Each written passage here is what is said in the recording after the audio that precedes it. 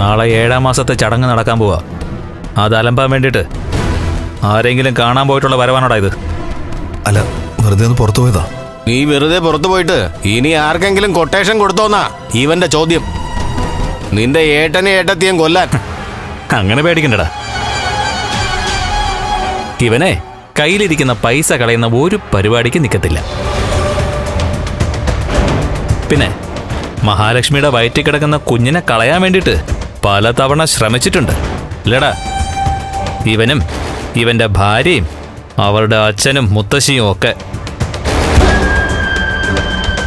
അതുപോലെ എന്തെങ്കിലും തരികിട പരിപാടി ഒപ്പിക്കാനാണോ നീ പുറത്തിറങ്ങിയെന്നാ ചോദിച്ചത്? അല്ലേട്ടാ. നീ കീങ്ങെടുത്തേ. അത് കീ വണ്ടിയിലിരിപ്പുണ്ട്. ലോപ്പസേ, ഡിക്കിയൊക്കെ തുറന്നൊന്ന് പരിശോധിക്ക്. കാറ് മൊത്തത്തിലൊന്ന് സെർച്ച് ചെയ്യ്. അതിനകത്ത് എന്തെങ്കിലും ഉണ്ടോന്ന് നോക്ക്. ഒന്നുമില്ലേട്ടാ. നോക്കട്ടെ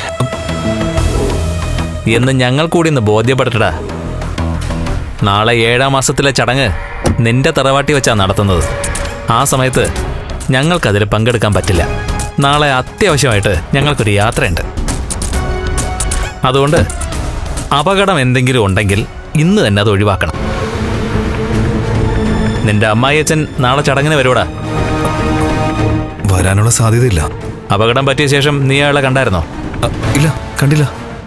അതെന്താടാ കാണാത്തത്? അയാളുടെ തലയ്ക്ക് സ്ഥിരതയില്ലാത്തോണ്ട് അങ്ങോട്ട് പോകണ്ടെന്ന് കരുണ പറഞ്ഞു. അവൻ അപകടം ഉണ്ടായ രാത്രിയിൽ അവൻ ലോറിയിൽ പാഞ്ഞതുപോലെ വേറെ എന്തെങ്കിലും പ്ലാൻ ഉണ്ടോടാ നിന്റെ അമ്മാവന്? അയ്യോ, എനിക്കൊന്നും അറിയില്ല ഏട്ടാ. ആ ഇവനൊന്നും അറിയത്തില്ല. ഇവൻ കൊച്ചുകുട്ടിയാടാ. എന്തായാലും കാറിനകത്തൊന്നും കാണാൻ പറ്റിയില്ല. ഒരു കാര്യം നീ മനസ്സിലാക്കിക്കോ. ഈ ഭൂമിയിൽ ജീവിക്കേണ്ടെന്ന് ഉറപ്പിച്ചിട്ട് മാത്രമേ കണ്ണൻ സാറിനെ മഹാലക്ഷ്മിയും എന്തെങ്കിലും ചെയ്യാൻ ശ്രമം നടത്താവൂ. അതുപോലെ തന്നെ അവരുടെ കുഞ്ഞിനെയും. അല്ലാതെ മരിക്കാൻ ഭയമുള്ള നീയൊക്കെ അവർക്കെതിരെ തിരിഞ്ഞാലേ ഭൂമിയിൽ തന്നെ നിനക്കൊക്കെ നരകം ഒരുക്കി തരും ഞങ്ങൾ.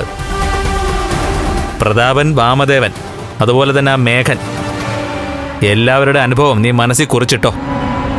ഞങ്ങൾക്ക് 2 വാക്കില്ലടാ. ഒരൊറ്റ വാക്കേ ഉള്ളൂ. പറഞ്ഞാ പറഞ്ഞത് തന്നെ ചെയ്യും. ഞങ്ങളെ കണ്ണൻ സാറ് സ്വന്തം അനിയനായിട്ടാണ് കാണുന്നത്. അങ്ങേർക്ക് നിന്നെപ്പോലൊരു അനിയൻ ഉണ്ടായല്ലോ. ഏട്ടൻ്റെ കഴുത്തിറക്കാൻ നടക്കുന്ന ഒരു അനിയൻ. അതെ. അതുകൊണ്ട് നിന്നെ ഉപേക്ഷിച്ച മട്ട.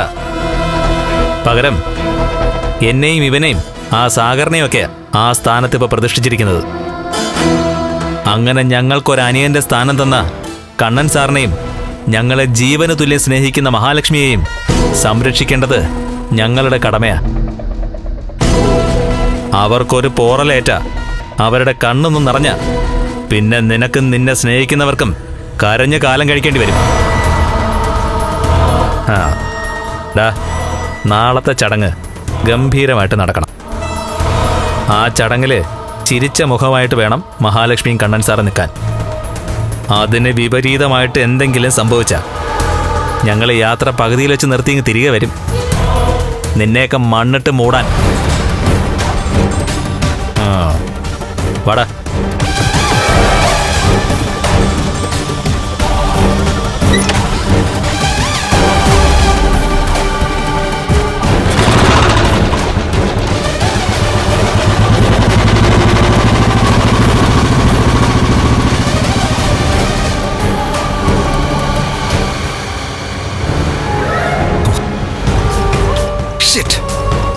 വീട്ടിനകത്ത് സ്വസ്ഥതയില്ല, പുറത്തും അങ്ങനെ തന്നെയാ.